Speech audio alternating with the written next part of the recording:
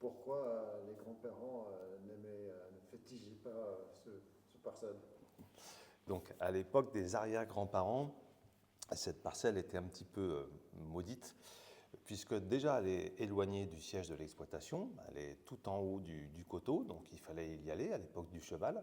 Donc on mettait déjà du temps pour y aller. Et ensuite à travailler, c'était vraiment très difficile, puisque l'argile humide fait qu'on a des difficultés à travailler, même au cheval, on a des difficultés à travailler à l'époque.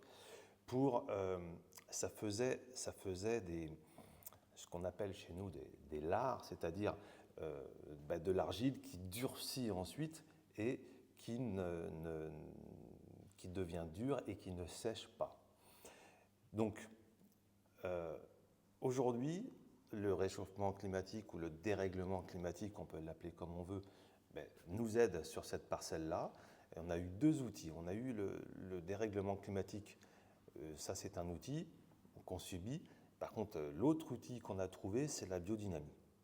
Et la biodynamie, les préparations biodynamiques que l'on apporte sur cette parcelle comme sur toutes les autres, mais c'est vraiment fantastique le résultat sur cette parcelle.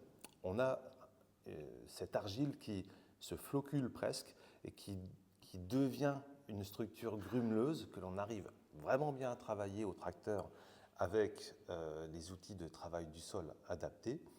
Et les racines qui sont en profondeur sont toujours alimentées en eau par rapport à d'autres terroirs du même coteau où c'est un petit peu plus difficile au niveau hydrique.